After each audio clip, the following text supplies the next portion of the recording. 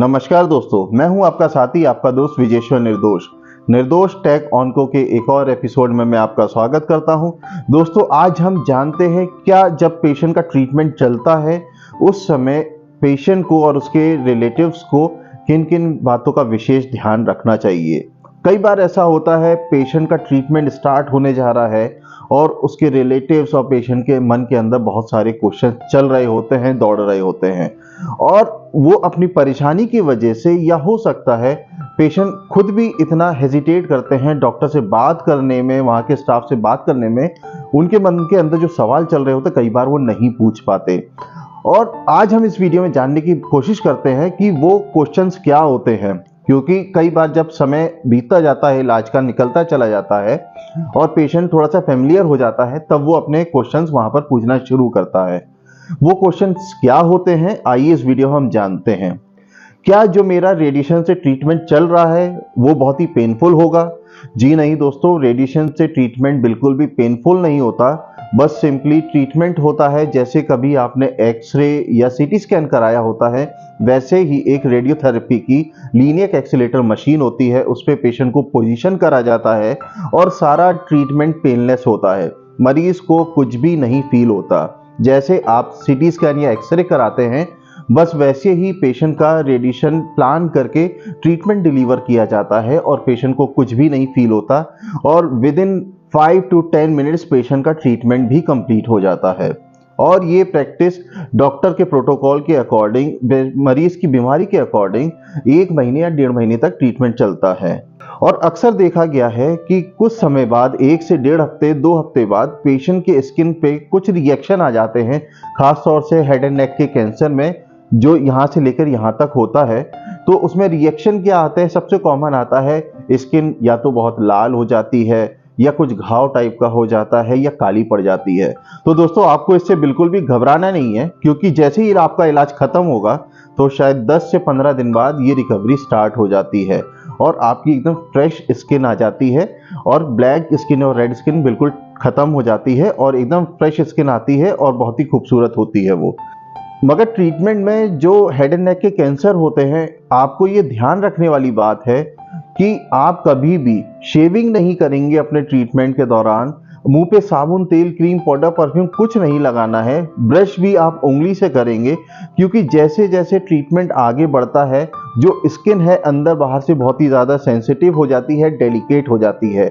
आपके रगड़ने और पोंछने भर से ही 15 से 20 दिन अगर आपके रेडिएशन हो चुके हैं तो ये एकदम से पील ऑफ या निकल सकती है। अगर ऐसा होता है तो उस कंडीशन में रेडिएशन को रोकना पड़ता है, और जब रोकना पड़ता है तो पेशेंट की रिकवरी के लिए समय चाहिए होता है हफ्ते भर का या 5 दिन का या 4 दिन का। मगर हो सकता है उस बीच आपकी बीमारी जो कैंसर की इतनी अग्रेसिव हो वो फिर से डेवलप होना शुरू हो जाए।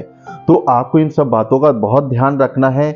चेहरे पर कुछ भी ऐसा यूज नहीं करना है जिसकी वजह से स्किन निकल जाए। जब तक ट्रीटमेंट चलेगा शेविंग नहीं करनी होती है, ब्रश नहीं करना होता है। मगर मुंह के अंदर की साफ सफाई रखना बहुत ज़रूरी है। आपको दिन भर में 15-20 दफ़ा जब मौका मिले तब गरारे करिए और अपने मुंह को गीला रखने की कोशिश करिए।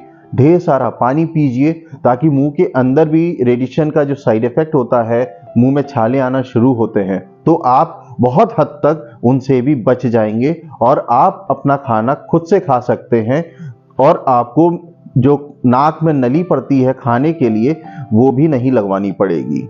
सेम ऐसे ही ब्रेन के केस में भी होता है। सर पे अगर रेडिएशन दिया जा रहा है ब्रेन के केस में, तो वहां पर साबुन, तेल, क्रीम, मसाज कुछ नहीं करना है। जब तक इलाज चलेगा तब तक आप अपने सर के हिस्से को भूल जाइए कि वहां पर हमें कंघी भी करनी है या शैम्पू करना है। मगर आप सादे पानी से नहा सकते हैं। अगर पानी पड़ जाता है तो सर को और मुंह को रगड़ना पोंछना नहीं है, उसको सूख जाने दीजिए या फिर कपड़े से सोक कर सकते हैं, बस इससे ज़्यादा और कुछ नहीं करना। कॉलर वाली शर्टें नहीं पहननी है जिससे कि आपके गर्दन में रगड़ लगे हेड एंड नेक के केसेस में और वहां से आपकी स्किन निकलना शुरू हो जाए या घाव बन जाए। आप गोल गले की या बड़े गले की टी शर्ट पहनिए जब तक आपका इलाज चल रहा है।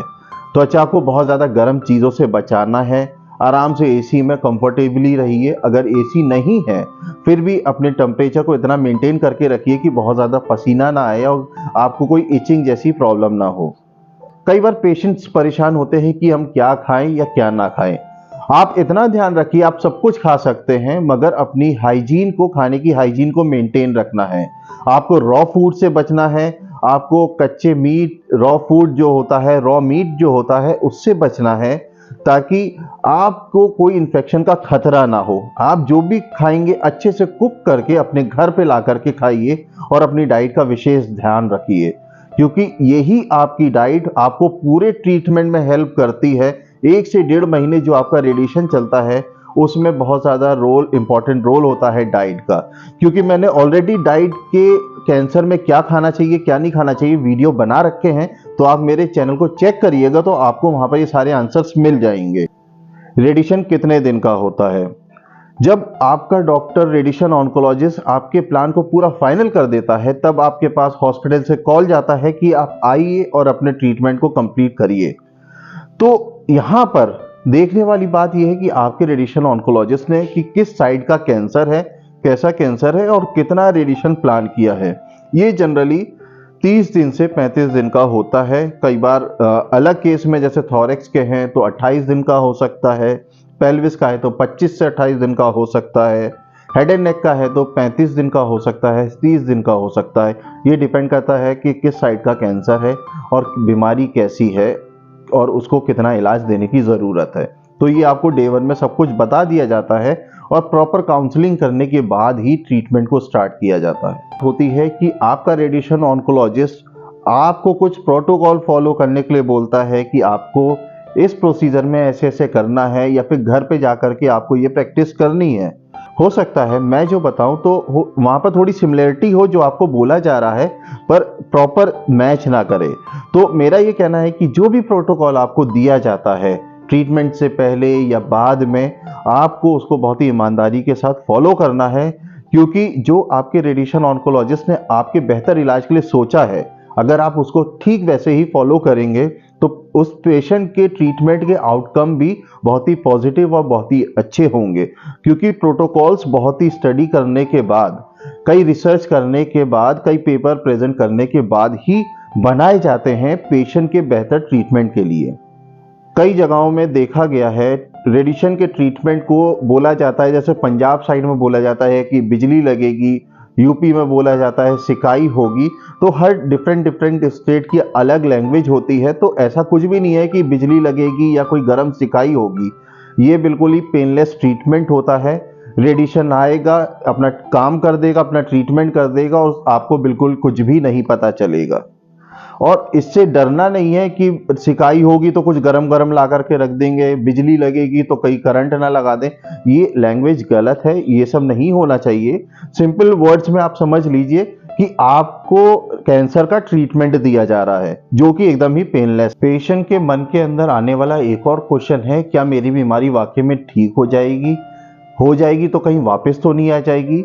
तो प्लीज आप ये सोचना बंद कर दीजिए। इसकी सोचने की जिम्मेदारी आपकी रेडिएशन ऑन्कोलॉजिस्ट की है। तो आप बिल्कुल भी अपने आप को स्ट्रेस में मत डालिए, अपने आप को टेंशन फ्री रखिए और अपना ट्रीटमेंट पॉजिटिवली कंप्लीट करिए। क्योंकि जब आप पॉजिटिवली ट्रीटमेंट कंप्लीट करेंगे तो आपको रिजल्ट्स भी अच्छे मिलेंगे। और बीमारी वापस आएगी कि नहीं आएगी ये बहुत ही बाद की चीज है। सबसे पहले तो आपको अपना इलाज लग करके पूरा करना है और बहुत अच्छे से पूरा करना है, ताकि जो आपकी लाइफ है उसको एक क्वालिटी लाइफ मिले और जो परेशानी है वो खत्म की जा सके। रेडिएशन को हमेशा रेगुलर पूरा करना चाहिए। जो डॉक्टर ने प्रोटोकॉल दिए हैं, हफ्ते में 5 दिन इलाज होगा, तो उसको प्लीज ईमानदारी से फॉलो करिए, उसको ब्रेक मत करिए और छुट्टी ज्यादा ना करें, क्योंकि हर ट्रीटमेंट का एक प्रोसीजर होता है और उसको उसी फ्रीक्वेंसी में कंप्लीट कर लेना चाहिए, जो आपकी सेहत के लिए अच्छा है और आपकी बीमारी के लिए भी अच्छा है। कभी भी आपका रेडिएशन ऑन्कोलॉजिस्ट इमीडिएट ट्रीटमेंट जैसे आप करा रहे हैं, 10 दिन हो गए, आप डॉक्टर से पूछते हैं, वहाँ पर स्टाफ से पूछते हैं क्या मेरा कैंसर कम हुआ है कि नहीं हुआ है, क्या मेरी बीमारी घटी है कि नहीं घटी है, ये आपको इमीडिएट कोई नहीं बता सकता है। हाँ, आपको ज़रूर ये बताया जा सकता है कि आपका ट्रीटमेंट बहुत ही एक्यूरेसी के साथ आपकी बीमारी को ख़त्म किया जा रहा है। कितनी ख़त्म हो गई है, कैसे ख़त्म हो गई है, ये ट्रीटमेंट के बाद ही रिजल्ट्स पता चलते हैं, जब आपका रेडिएशन ऑन्कोलॉजिस्ट उसके अकॉर्डिंग बुलाए हुए फॉलोअप पे आपको मिलने के लिए दोबारा बुलाता है जब रेडिएशन एक बार खत्म हो जाता है। और तब आपका रेडिएशन ऑन्कोलॉजिस्ट आपके सारी जांचें कराता है, फिर रिपोर्ट्स आने के बाद इवेल्युएट करता है, फिर वो आपको कंसर्न देता है कि अब आप कैंसर फ्री हैं और अब आप सुरक्षित हैं। दोस्तों, अभी बहुत सारे क्वेश्चंस हैं जो पेशेंट्स पूछते हैं, तो उनको मैं नेक्स्ट एपिसोड में कवर अप करने की कोशिश करूंगा। तब तक आप इस वीडियो को लाइक, शेयर, सब्सक्राइब जरूर कर दीजिए और उम्मीद है कि आपको ये मेरा वीडियो पसंद आया होगा। तब तक अपना ध्यान रखिए, मिलते हैं अगले एपिसोड में, और सुरक्षित रहिए और अपने समाज को भी सुरक्षित रखिए। नमस्ते, जय हिंद।